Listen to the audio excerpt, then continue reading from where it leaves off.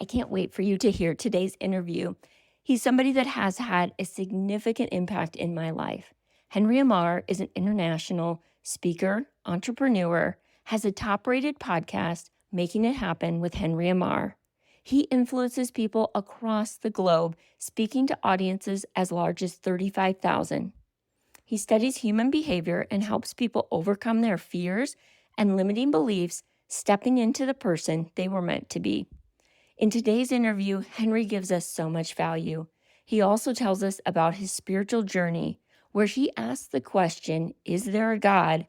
And takes us to where he is today. He has a light that shines so bright to all of those around him. I believe you're going to hear it in his voice today. Welcome to the show, Henry.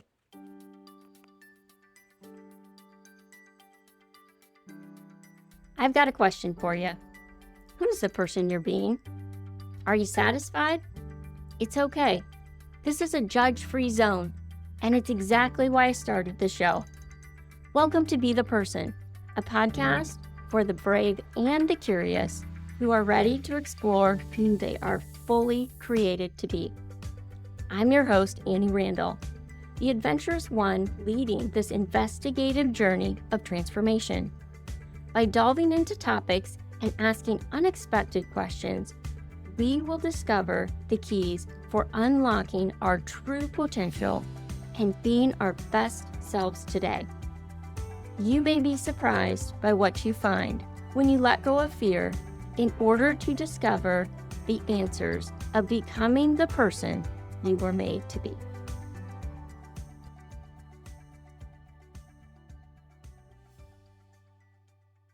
Welcome to Be the Person podcast. I'm super excited to introduce someone to you that honestly I've been following and listening to a lot the past year. It's Henry Ammar. Welcome to the show, Henry. For having me. I appreciate you having me. Thank you. It was crazy it was about this time last year. We have a mutual friend, Amberly Lago, and I was starting to plan out a mastermind and telling her a little bit about what I wanted to do. And she said, do you know who Henry Ammar is? Have you ever listened? And I said, no. And she sent me her podcast and Oh, said, I think you need to listen to him. And honestly, I just like binged your whole podcast. I listened to so many episodes. So I was just thrilled when she said that you were going to be in North Carolina. And then when I got in the airport, in the car, and you were there and we got to connect, was just super exciting for me.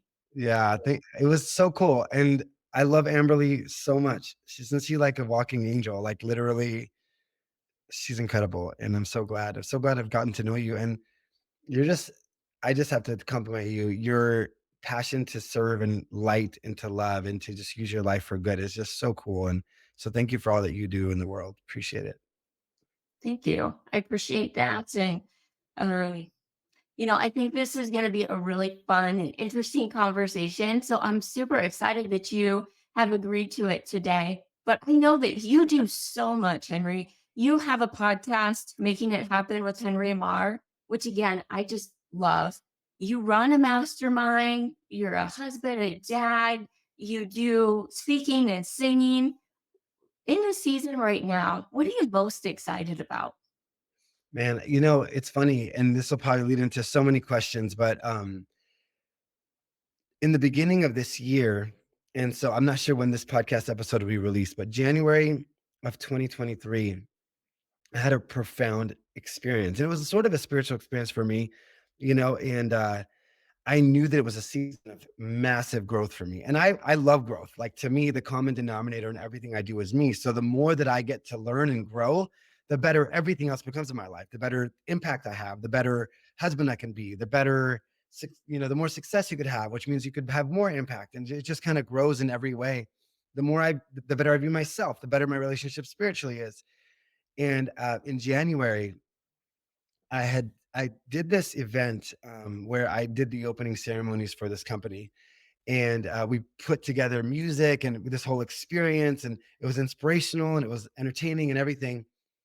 And I was sitting in the parking lot after one of my meetings with them. It was like December, January, And I heard these words in my heart. I Before I drive, for me, I mean, you guys, like, my friends are all walks of life. Like, this is my personal belief, and my friends are all walks of life. But I pray before I drive. Just it's kind of like a little ritual I have. I pause, I connect, and then I drive. Because it's easy to go on autopilot, and it's my way of kind of breaking autopilot for a second and just connecting to myself, connecting to me. It's God, and so I heard these words, and it said, what I heard was, "It's time to expand your island of fear so I could do more with you."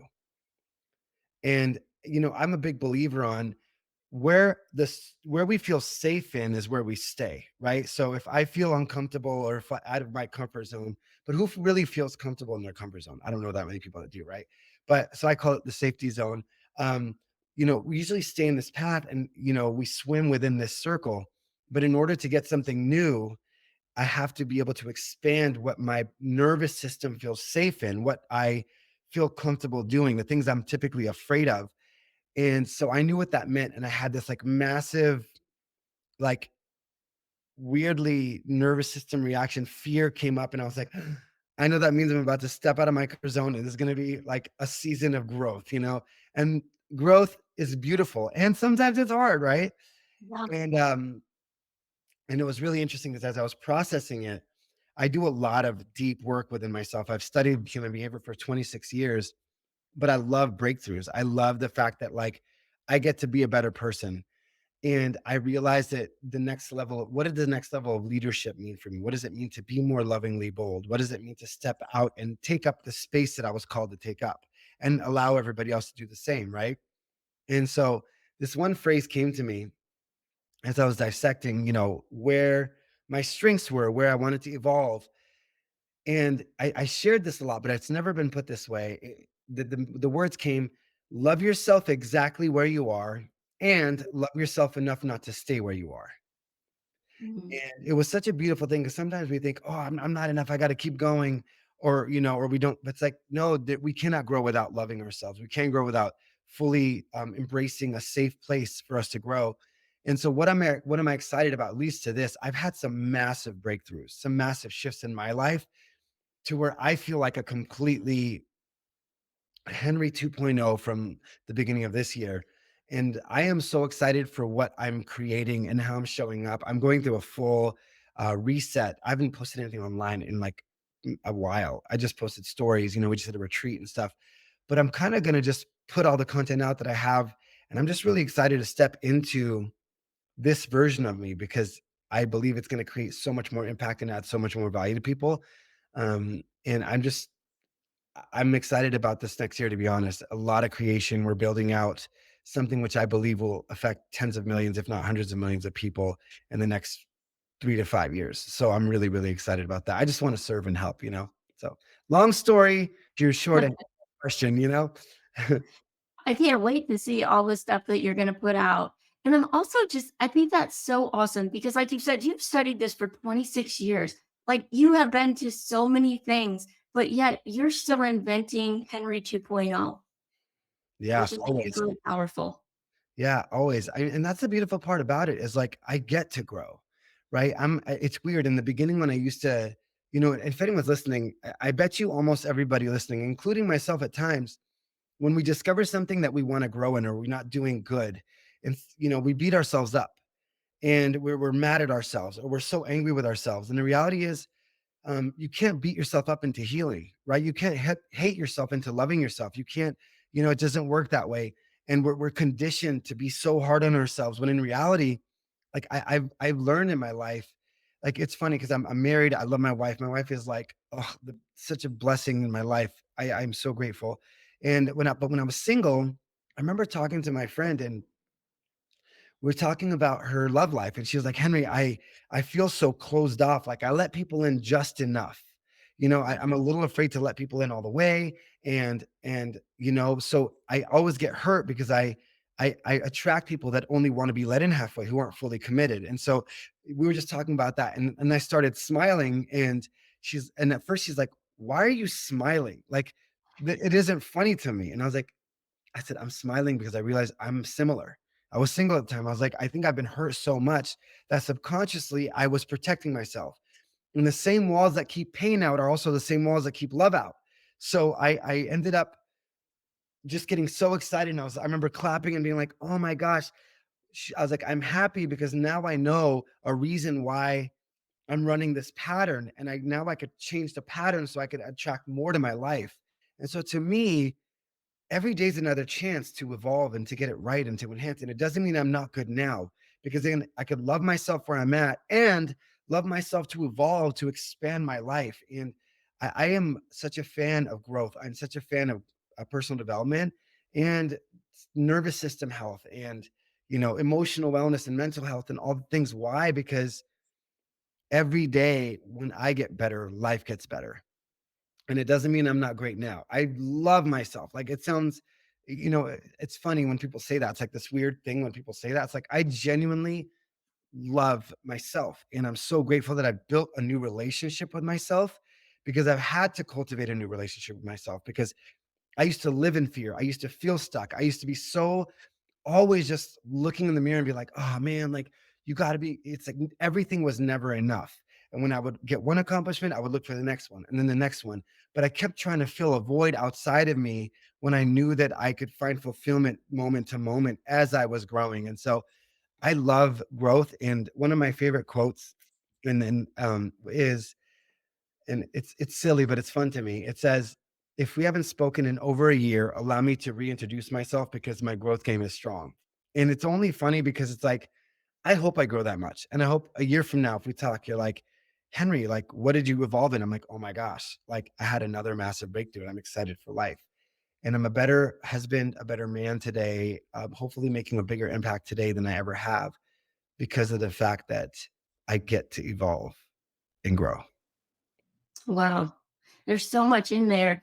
And I think that's why I think people would look at you now and never think that you struggled with fear or not being good enough or all of those things. And you talk about that a lot on your podcast. And I think that's why I related so much to you. And also, maybe just keeping that wall for a lot of times for me, it was that wall was always half up. I wasn't going to let people in all the way because of a fear. What if they really knew me and didn't like me? That hurts a lot worse than if you just know part of me and don't like me. Well, then you didn't really know the real Annie. Right. So all of those things I definitely can relate to. I'm guessing our audience probably can too. But tell me a little bit, how did you start to unpack that and overcome that fear and not feeling good enough? Yeah, it's funny, when I was 17, so my nickname used to be Passive. I was so scared to say how I felt because I didn't wanna rock the boat. I wanted people to like me. I wanted validation. I would just go with the flow and I would never fully say how I felt. I was people pleasing all the time. I felt like I was walking on eggshells everywhere I went. I would go in a room and not feel like I belonged in the room. And interesting story this year of an even greater manifestation of the next level of where that evolved into. But at 17 years old, someone put a book in front of me and I started reading questions in this book. And I wasn't going to read the book, but I flipped through it and there was a series of questions at the end of one of the chapters. And I was like, oh my gosh, can people change? Like, is this a life sentence? Is this internal prison I created a life sentence? And I was like, I don't think it is. Wait, I can grow? I don't have to be stuck. And so I got obsessed. When I say obsessed, like I'm at the gym even now. Like this morning, I'm listening to things. I'm working out, listening to things. Because I'm like, oh my gosh, like I get to, I don't have to be stuck here. And so I got obsessed, like literally day after day after day. I would find the courage to interview somebody that had more confidence or more success. And I was like, there has to be patterns. There's a reason why that person's confident. They didn't start out successful. Maybe they started out not successful. And so I became a very much an obsessed creature of learning human behavior, learning the nervous system, learning like, how does this operating system work? How can I gain more inner freedom? How do I break the limits that are inside of me and really understand myself? How do I learn to love myself? How do I learn to be free? And I got obsessed. So it was just initially, it was hope that it's possible to change. And if you're listening to this, or you're watching this podcast, or you're listening to it, or you're watching a clip of it, whatever it is, there's a part of you that knows there's hope, right? And we have to believe that. So Tony Robbins, I think it was him that said there's four things you need to actually go after something. First, you need to believe it's possible, right? So if I don't believe it's possible, I won't go after it. Second, you need to believe there's a way to get there. Third, you need to believe that you can take that way there. And fourth, you need to believe it's worth it. And so at that moment, when I saw the questions, I was like, oh my gosh, it's possible to grow. And there's these books and there's these teachers that show me the way there and I can take that way there. And I was like, is it worth it? Absolutely. Because I don't want to live my life stuck. I know I'm made for more. I know that there are things I want to accomplish in life. I want to be free. I want to feel good about myself. I want to build confidence. And so I went after it. And so for the last 26 years, I have not stopped to this morning. Like literally, as I was getting ready for this and getting ready, I'm listening to podcasts or listening to something because for me, it's just like I just love it. And so that's what was the catalyst for me. Wow, so good. That's the way I am too. I'm always listening to something to try and get more and more in. My husband's like, "Don't you want to listen to music when you work out?" And I'm like, "No, not always. A lot of times it's podcast because I really want to learn and grow on that information." Yeah, that's so awesome.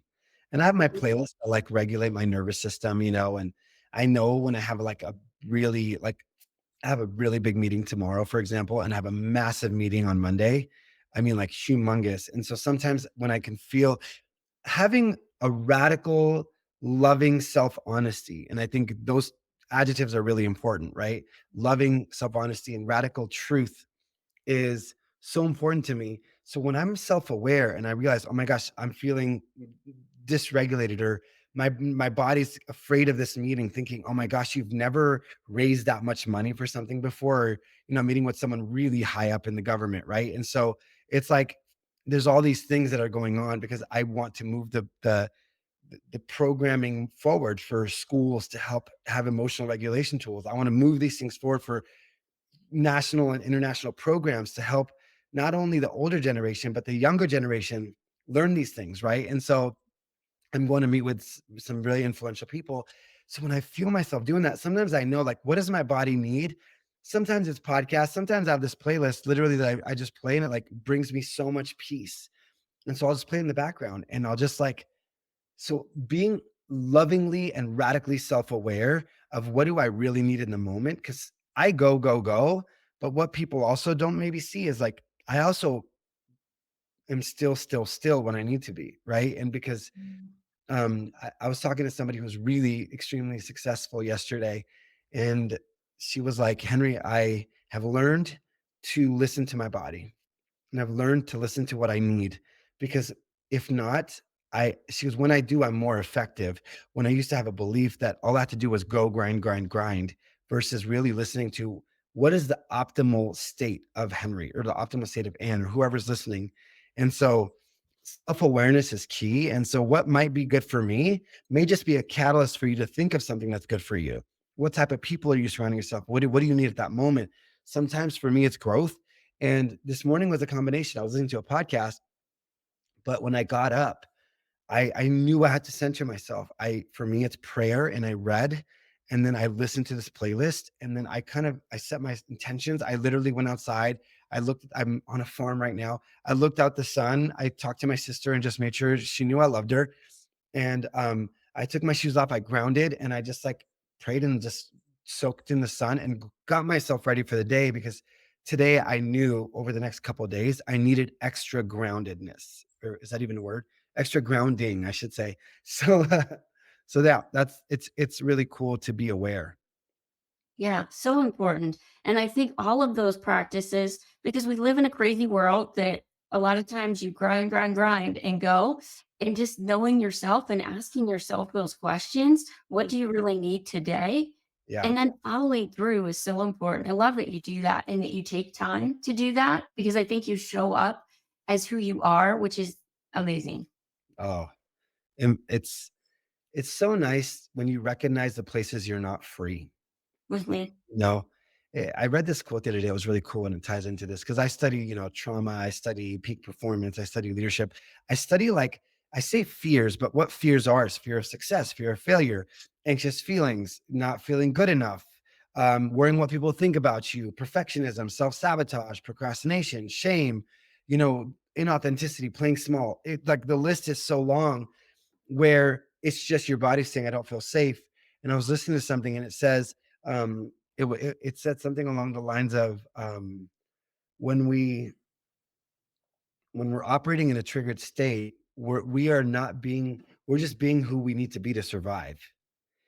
And so the reality is for me, when my fears show up, when my limitations show up, when the resistance shows up in my life, my body's just trying to keep me safe and alive. So instead of just going with the flow and just getting caught up in that energy, I want to step into my power and take my power back and say, okay, what do I need right now?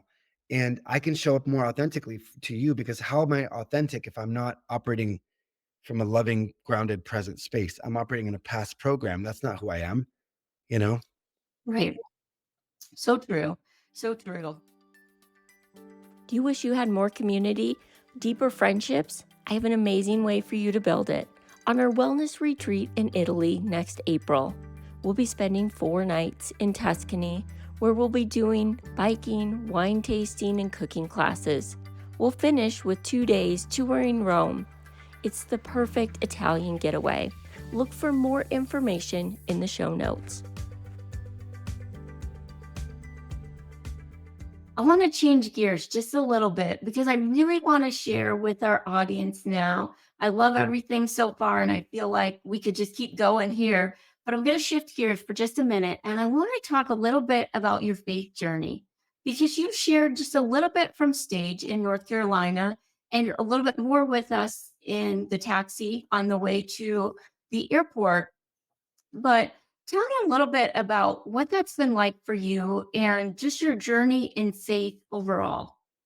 Yeah. And around the same time when I was doing all this personal development work, I'm a truth seeker. I love truth. I love growth. And I think some situations in life happen to where it made me ask, for me personally, was there a God? Like, is there a God? I had experiences at church earlier, and I felt like there was so much shame and culture associated with it. And so as a teenage boy, you're like, thanks. And I was kind of a wild child. I was in the music industry after, right? And so you go on this journey and then you realize, if there is something I want to know, and it's at least worth the journey to search. And if I go down the road and I discover it's not, at least I learned something, right? And I think sometimes I know I used to be so afraid of just asking questions. And so I went on this journey of, I love truth from everywhere. Like I really do. I was taking an Eastern philosophy religious class. I was going to different Christian churches. I was going to Buddhist temples, and I was seeking. And I didn't even know, to be honest, if I was like, is there a God? Like, I don't. So I'd get on my knees and I think this is what they do. And I'd be like, God, if you're there, like, this is Henry, and I'll be any religion that you want me to be, right? I'll go anywhere you want me to be. If you're there, like, I don't know, maybe I feel like I'm talking to myself. But I said, at least if I die and there is a God, at least I could say I searched. You know what I mean? Like, that was my personal, this is for Henry, right? Like, I'm just going to tell you my journey, and your journey is yours. And it was very interesting because as I was seeking, I had a moment where, um, at the time, it was really funny because, and my friends still are, some of them are, so like I had my eyebrow pierced, my ears were pierced. I was in a music group and I was doing all the things, and I was seeking and going to different places. And I met this guy who was a leader at the congregation that I went to go visit. And I was telling my life, and I was like, listen, like, I don't, uh, I don't know you. I know you guys believe in Jesus. I don't know people tell me he died for me. I don't know what that means, but cool. And I tell him everything. And in my mind, I'm like, he's either gonna have a heart attack or kick me out, because I was not living the standards of the church, right? And we typically judge the culture of the church as judgmental and shame driven, which I think a lot of people are, to be honest. And I think that needs to shift, in my opinion. I think if God in any place is love, right? Like it just is loving. Like I don't care what you've done or who you are or where you've been. Like no one has a right to judge you. It's not even theirs, right? It's You're loved regardless, period. And at the time, I only experienced like, you need to do this and this is what you do and blah blah blah blah blah. But at the end of it, I was like, the guy was like, Henry, it's just great that you're here. And I was like, in my mind, I was like, maybe he has a hearing aid and he didn't hear me, because I don't live this dude's standards. You know what I mean? I was like doing my thing. And I said, "I don't think you heard what I said." And he goes, "Why?" And I said, "Because I don't live your standard. I don't live the standards of quote unquote the church." And now it's like not just about the church. I'll explain where that went. He goes, "Henry, nobody does. That's why we believe in Jesus, and we believe that like no matter where you are, like you're good. Like just keep." He goes, "Just come live it. Like live, do the things that just pray and seek and connect and see what happens. Just try it for 6 months. Just see what happens." I was like, "Oh, maybe, I'll think about it." But I went to the car and I had this very beautiful spiritual experience. And I said, "You know what? Maybe I'll give it a shot." So I stopped doing certain things that I thought, okay, well, let me just give it a shot. I stopped drinking. Um, I just kind of went on this path of prayer and reading and connecting and doing all these things.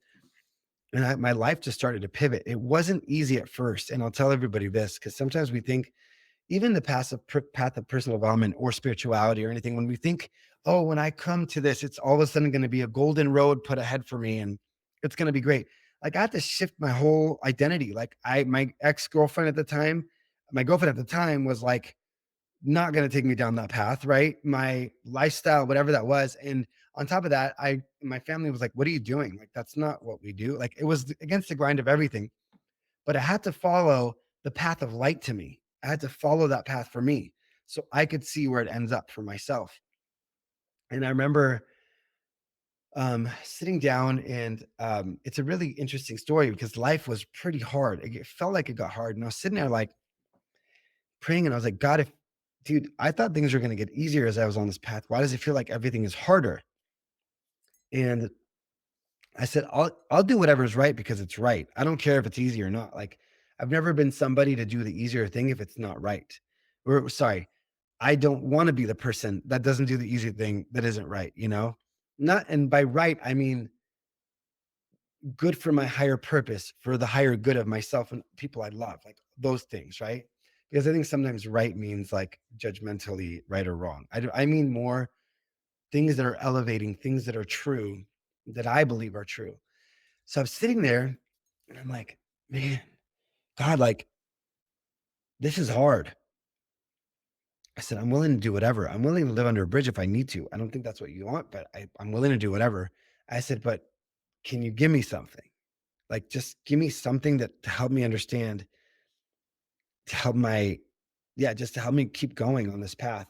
And I remember at the time I had these like you have apps now with all scriptures and spiritual works and stuff, but I had this like scripture in front of me and I opened it up. And it hit Romans chapter 8, verse 28 in the New Testament. And if you don't believe in Christianity, just take the principle of this, okay? Like the principle is good regardless, right? And it says all things work together for good to those who love God and are called according to his purpose. But I was like, all things work together for good. That's cool. And I was like, it's kind of like those Instagram quotes that you put up and you're like, this is really good. And you move on with life, even though it's probably a lot of good information, right? Like we share the quote and we move on without even like thinking, how can I really apply this? Is this true? You're like, oh, that's good. Share. And it was really fascinating because I left all my stuff at this house. I got on the train and I'm on this train and my head's down and I'm like thinking about life and family and career and just everything felt so heavy. And all of a sudden, I felt this person's presence come towards me slowly. And when you know something is like there, but you're not looking, but you feel like the presence of it. And I look up and there was a guy on crutches walking right at me. And it was taking a while because he was on crutches. And I was like, okay, I wonder what he wants. And it was like, felt like 10 minutes, but it probably was only like 30 seconds.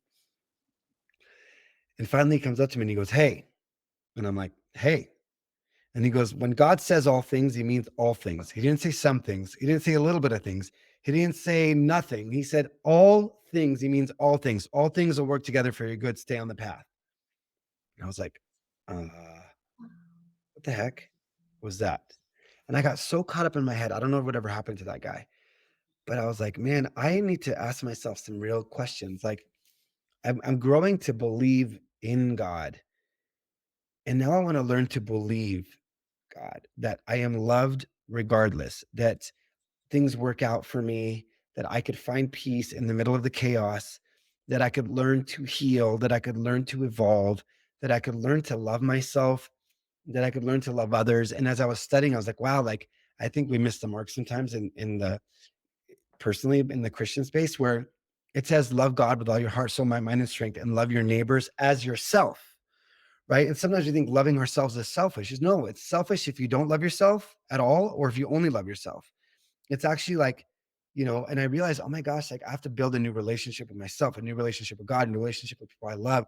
And honestly, like I am so grateful for this path and for the spiritual connection that I'm able to have because I'll tell you, I wouldn't be the same person 100% without that spiritual journey companionship of that journey for me. And so, I grew to in that journey and it's interesting because I was just telling Ann this we started this group called The King Will Come. And in The King Will Come, it's the idea of just come as you are, be authentic. Like there's no like thing you need to be outside of your pathway and where you are to feel loved and to feel safe and to feel seen.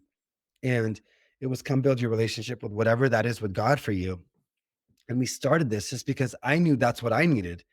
Because sometimes we feel such a stigma to whether it's Christianity or just spirituality or whatever, because of spiritual override we've had in the past or people judging you in the name of spirituality. When I was like, you know what? People just need to know that they're loved because that's what I needed.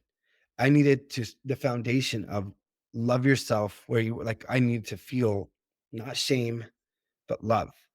And so we built this group and we started this thing where we just had amazing musicians singing authentic songs about where they were. But to see it grow so much, it went from like 50 people, no, 200 people to 300 people to 500 to 700 to like 2,000 people. And now we released a song called Yet, called By the King Will Come online. And it was like, it's had tens of millions of hits and views and it was on the charts, not because it's telling you what to do, but because it's expressing an authentic expression of like, God, I'm just doing my best, and I'm just here. And so my whole journey to God was a journey of love, a journey of re-understanding what it meant to connect. And for me, it's Jesus. I love Jesus and I love God. And I love this journey. And I know there's a lot of pain associated to that for some people, and there's a lot of blessings associated to that for people. And so I respect everybody's journey. One of my best friends is Jewish, and I love him. You know what I mean? So it's like I'm not closed-minded to anything else. I love truth as truth is truth. And the journey that I've discovered to Christianity and to the Lord was just like such a beautiful, sacred place that it gives me so much peace in the midst of like my chaotic life. And it brings my family a sense of light and safety and security and helps our girls. Little JoJo, when she was about to have surgery, it was so sweet because she was so scared and then the first thing she said was, "Mom, I just want to pray. Can I just pray?" And she prayed and she found peace in that. And for me, it's like I found something that's truly been effective. And I don't share it from a place of you need to do this. I share it from a place of, man, it's been such a gift in my life. And so I invite anybody to take the journey of seeking truth and whatever that is for you, and I think if you seek truth and light, you'll end up where you need to end up. And I know like and I could share with you my journey. Like honestly, like I like my whole world, it's 11:11 funny enough. So if you follow, like, there's my little picture, there's my screensaver, 11:11. So there you go. I wasn't planning that. And so what does that mean? Right. So that's my screensaver. And so for me, it's a constant reminder of like, man, what a blessing it is that I get not only to live my life by myself, but I get spiritual guidance from something that's so much bigger. And I've had so many moments like that guy in the train in my life that have come to me when I needed it, when my mom was dying of cancer and died of cancer, when I've had very difficult times, when I've had very great times, when I'm struggling. It's been such an anchor. I love that you went on that journey just to seek and to be curious. Because a lot of times, especially if you didn't grow up that way, you just think this is the way it is. And to be able to ask those questions and just think, what if there is a different way? I think was really brave. And I'm sure it took a lot of courage, especially living the life that you said you were, thinking, oh my gosh, what is this pastor going to say when I reveal all of this? And I'm so thankful that he, just showed love. And I think for all of us, of just wherever we're at, you're right. People don't need judgment. They need to be loved right where they're at. Because Yeah. you're never going to shame somebody into quote unquote a religion, I think. Yeah. One of my friends, Phil Zahn, who's such a beautiful soul, he said, if you, it was really interesting. He said, if you seek truth, you may find love, but if you follow love, you'll get to truth. So And good. yeah, I love that quote. And he also, and in the context of uh, he's such a good dude. He's going to be a brother. But he also said, if for anybody that believes in Jesus, he said, if you follow Jesus, you're going to follow him right into loving yourself because that's the love that God has for you, that the Lord has for you. So it's really cool. And I think, you know, yeah, it's been really cool, man. I am so grateful. I appreciate you sharing that with us. And it's been, a similar journey. I heard it a few years ago. Just, I never really thought about it. I grew up Catholic, and then Jeff and I became Christians later after we were married. And it was somebody said, you have gifts and talents to bring the world that only you have. Like God created you that way. Mhm. And it took me a long time to believe that, to really think. But I'm thinking, you know what? If I really believe this and that God created me, I have to believe that I have to show up and, use those gifts and talents like I'm supposed to. If I play it small or if I don't step out and love people the way I'm supposed to or the way I'm called to, that only I can do, then I'm not honoring God with those gifts. Yeah. It's funny because sometimes I think we feel like we're supposed to be put in a box, but the reality is to me, if spirituality is done right, it enhances who you are. It takes all your unique qualities and it's like a magnifier of like brightness. And I remember there was a time where I was visiting a very conservative university, you know, and this was my exploration times, right? And at the time, I had this like, I still have blonde hair, but I had this like crazy hair, this like ripped shirt. I had my like ripped jeans, and and I had sideburns down here.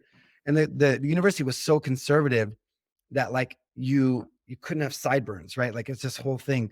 And it was this is like my friends were in Utah and they were of the LDS faith. And I'm walking down the university and I'm seeing everybody wear like a polo shirt and shorts. And I'm sitting there like, whoa, I stand out like a sore thumb.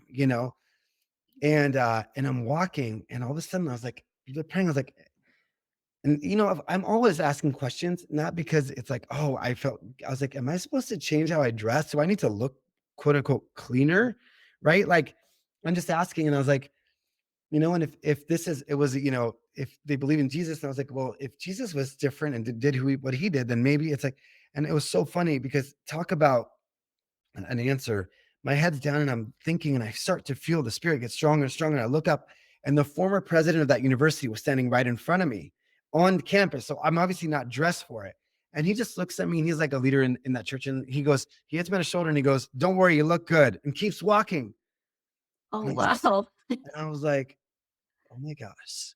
Like, and then I realized looking back, if I tried to change and be anything other than an expression of light through and love through who I am, I wouldn't be on stages in front of 45,000 people at music festivals. I wouldn't be building one right now. I wouldn't be doing all these things that have impacted hundreds and hundreds of thousands of lives, not millions of lives actually, through these festivals that I've been able to walk into because I honor the creative expression of who I am with an intention to be a light and a lover in this world. And so we weren't created differently, we put in a box, right? Like we literally all have such a unique expression of who we are. So when I compare myself to anybody else, it doesn't make sense. But here's one thing that I'll leave for the audience that I think is so good. I remember seeing people like, we talk about comparison. And if you see somebody, I remember when I was earlier on in my one of the modalities I learned was neurolinguistic programming, right? The language of the subconscious mind. And so I was there and I saw this guy just speaking with so much passion and power and just energy. And I look up and I was like, that is so dope that he's free and he's fearless in his pursuit of his voice. And all of a sudden, like my mentor comes up to me, she goes, Henry, what do you like about him? And I was like, well, he's confident, he speaks with like boldness and freedom, and he is who he is. And she goes, if you spot it, you got it. And I remember thinking, "Oh my gosh, like, Sandra, that was awesome." And it made me realize, like, what you see in other people that you like is in you. And at the same time, it's a unique expression version of you. That fearless, unleashed energy wasn't the way he did it in a shirt and tie with business people, even though I wear shirt and ties sometimes. It's my expression of who I am, and to be an intention and serve with love and with energy, with the energy of love and light, and just showing up and being an instrument of that, you know? And so we're not supposed to compare ourselves to anybody, but what we know in our lives, and maybe I could learn something from you. I see Anne and I'm like, Anne's an entrepreneur. She runs this thing and she has this drive and she's like resilient in everything she does. And I see her courageous and stepping into like more and more. And I see that in you. I'm like, I love Anne's courage. And it makes me say, huh, well, there's a part of you that loves that part of her. So that same courage that Anne has is in you, or the same passion that Henry has. You're like, I really like when Henry was saying this, and I wish I could have that peace of mind. Well, that's in you, and it's possible, you know. And so that was a really cool thing that she had told me. It was really awesome. I like that a lot because when you talked about hope earlier, like it gives me hope because when I see you, like that's what I see is like you are a light out there, but you do it in a way that's just you. Like you don't pretend to be somebody you're not, and you don't show up in a suit and tie when you're just supposed to be Henry, showing up as who you are, and or just showing up in a world that maybe doesn't love that, like that aren't followers of Jesus or have no idea about like what does that even mean? That you just show up and you are that person. And I love that in you. Thank you. I'm grateful, man. I realize in my life that when I'm living in the most authentic state, it creates connection with the right people. You Mhm. know, if I have to put on a different face to be friends with you, then you're not really my friend. You know, and I'm not saying it's like, oh, this is just me. It's like, no, like I'm open to growth. However, the most authentic expression of love through me will only attract my real people. And if I try to be anybody other than who I am, then I'm gonna have to wear a mask the rest of my life just to maintain. Versus like, why not just live in the highest expression of who I am and call in all the things that are for me, you know? And I think that that energetically is like a bat signal. Like, well, who am I? Am I calling in Batman or am I calling in whoever? Right. And so, who am I calling in by being somebody outside of who I am? I'm calling in everything that's not for me. Yeah. And I think it's so easy though to do. I know that I was guilty of that for a long time of just putting on the mask because again, you don't want somebody to see the real you of but you call in the wrong people. And so I think just showing up and being authentic, although it's hard sometimes, I think you really attract the people that you're supposed to. Yeah. And, I sometimes I feel like that fear of judgment part of me show up. And I'm like, and as soon as I could be aware of it, I understand it's my body just trying to like be, to keep me safe or connected to people. And I think it's really important that I understand it's gonna come, right? Fears will show up, fear of what people think, or fear of not being enough, or fear of like needing to pretend or being inauthentic. But the sooner I remind myself and bring myself back home and call it walking myself back home, it's so much better. Look, it's funny because people see me and they're like, and I'm not saying I'm the most confident person I know, but I'm for sure a billion times more confident than I've ever been. And I will be even more, right? But some of my friends are like, dude, you're the most confident person you know. And I was like, yeah, you know what? It's funny because fears still show up for me. It's not a matter of if I have fears, it's a matter of when. And when these insecurities or fears are because when you start leveling up, new level, new devil, right? Like it's like I will hit resistance. And because it's like in order to accomplish the next thing that I want to accomplish, I have to step into a new set of belief systems. I have to break, these habits and these patterns that are keeping me back. I have to resolve my past traumas, resolve my past belief systems. I have to reprogram my subconscious mind and my nervous system for the future I'm going towards. Because if you didn't have those limits, you'd already be there. And I will always have resistance going forward because I'm moving forward, right? When I go to the gym, if I start like if I just curl this Sharpie, I'm never really going to grow. But if it was hard for me, eventually this will be easy. Then I'll go to the next thing. I'll curl this water bottle, whatever that is. And so there's always more resistance. And somebody else's resistance isn't the same as yours because if you go to the gym and someone's trying to go from 10 pounds to 15 pounds, I mean, you know this, you're a fitness person. It might feel the same to somebody else that's going from 70 to 75 pounds. Like there's still that level of growth no matter where you are. And that's the beautiful part about it is like, that's why I can't compare my fears to yours. I can learn from yours. But the reality is that you will have resistance. You will have limits. If you don't, maybe you're not trying to grow, right? Because whenever you go to do anything new, you will have one of two things. Your mind's going to be like, what are you doing? We've never done this before. Or do you remember the last time you did that and you failed? Or the last time you did that, you got hurt? Or the last time you did that and like, this is what happened. And then the trauma responses or the overwhelming life experience responses show up. I think it's important to have compassion as we move forward, expecting resistance, expecting those thoughts to show up. And then when they do show up, make sure they're messengers and not dictators. Make sure that they lead you to your freedom and not to your bondage. And I think that's the beauty of it because your emotions will lead you to freedom or your emotions will lead you to bondage, depending on how you perceive them, how you love them, and how you feel about them. Mm. So good. So good. What would you say to a person that, maybe they're hearing this and they're kind of asking that question? Well, okay, I understand the question Henry asked. Like, what if there is a God? But they have no idea of where to go next or what to do with that. If we look back at your original journey and you think if you could talk to Henry way back then and just give him some tips or advice of somebody that was just starting, what would you say to that person? It sounds maybe so like cliche, but it's follow the light, seek and then follow it, right? It'll lead you, right? And I remember when I first started, I was just like, if I think it's good or I think it's God, because I'm just gonna do it or follow it. Like, and it was just as receptive as I could be, and I listened and I put in the work and I just sought it out. And then I would just say, do your best to start with the foundation that God is for you, like completely for you. And as you seek, it's not like, oh well, you've done all these things. It's like you look at if in the prodigal son, right? Like he was out doing all these things and then he comes back home and a party's thrown for him, right? Like it's like I think we judge God based off of our earthly relationships, and it's so far from that because I've never experienced an unconditionally loving being on this earth.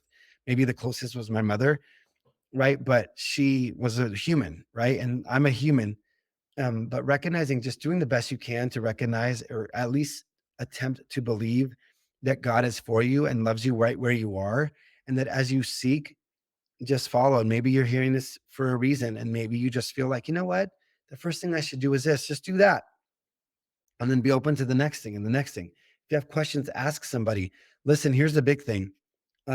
Some things I do, people don't understand. But if you want math, go to the math teacher, not the English teacher. Go to where you can find out about it. Don't go somewhere where somebody isn't living it, or if someone's living a life that you like and a life of peace, then go find out what they're doing.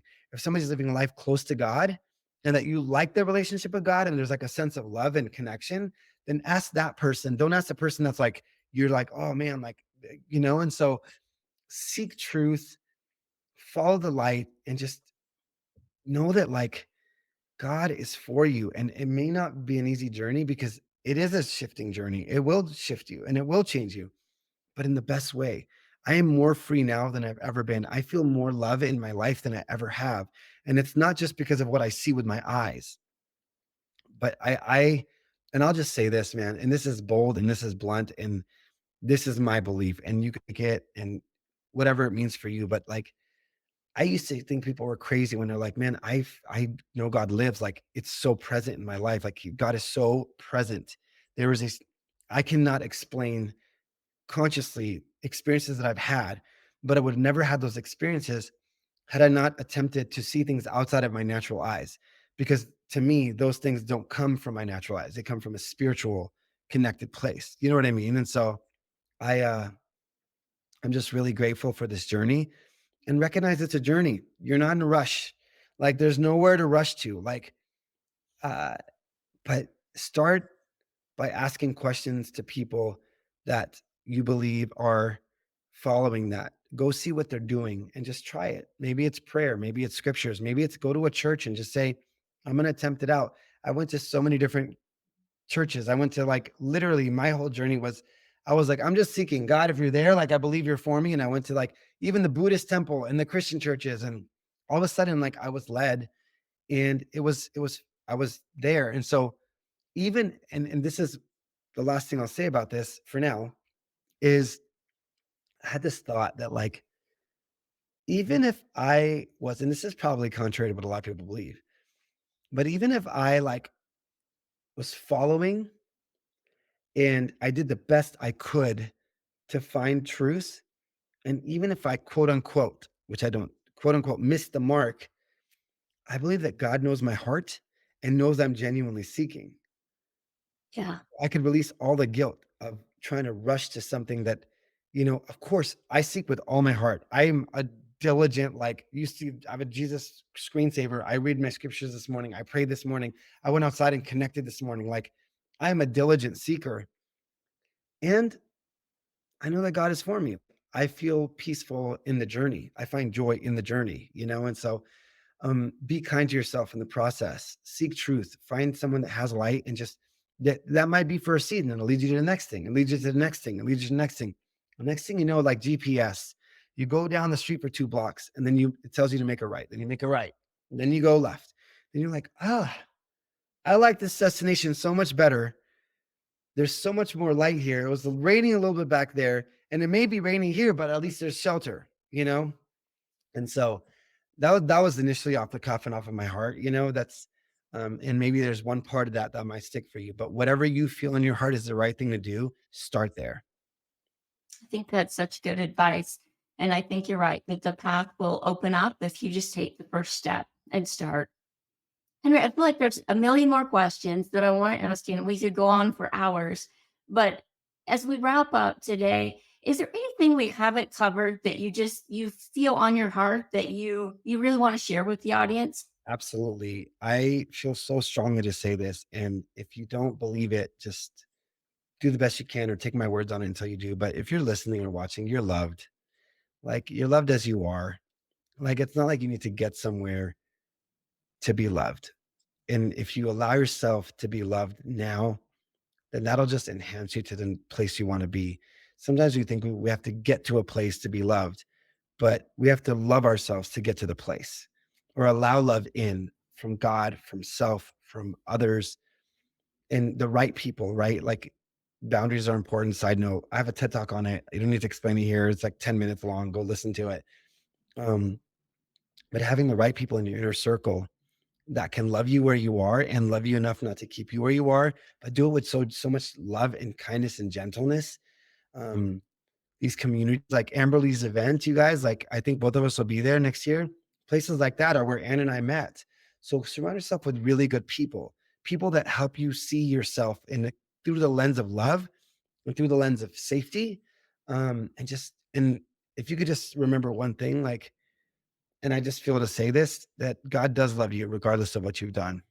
Regardless, man. Like sometimes we think that the way we judge ourselves is how divinity judges you, but it's not. Like there's so much love regardless of what you've done and where you are and who you are. And I just think that going to that place of safety and love will only help heal you so much quicker. And I know for me, I have such high standards. And I'll say this line is I was writing my book, and my high standards I realized became my downfall when I attached fears to them, because I felt like if I don't reach them, then I'm not enough. Perfectionism hit in, a high standard hit in. But it's okay to have high standards and love yourself where you are.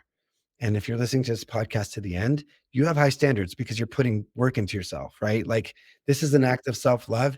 And you also put work into yourself. If you're listening to this right now, you listen to the end of this podcast. So you for sure have high standards. So just love yourself where you are and just accept the fact that you are loved and you're lovable and you can be loved. And from that place, and just start building a relationship. You don't build relationships overnight with others, and you won't do that with yourself and with God. Like I believe, like this is sorry, I said that was last thing. This is the last thing. For me, in the spiritual context, even in my relationship with God, I realized that He was always there and loved me, but I just didn't believe it because I didn't think that I was lovable. I felt like I was so far fetched down the road. How can I be lovable if I'm living so far from quote unquote what I'm supposed to be living? And I should be this and I should be that. But honestly, the greatest growth happened when I realized that I was so loved where I was at. And I think that's why I'm so loyal. I'm like, wow, that's like the only place I found a true sense of safety and love, regardless of where I am or who I'm with. Wow. I think that just wraps it up so perfectly of, loving yourself and finding that is just such a better place to live. I see it in you. I see it in other people of when you do that and when you have a higher purpose, you're truly just free. You're Yeah. free to be you because you know you are loved. Yeah. Freedom, man. So good. I know people are going to want to connect more with you. What's the best way to do that?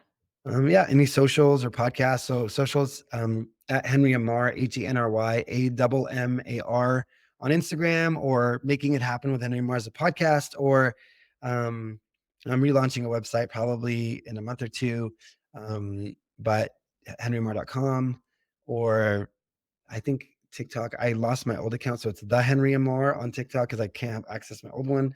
So anywhere you want to find me, I'm there, and I'm just grateful for this community and grateful for all you do, and thank you for the light you give the world. And yeah, be the person.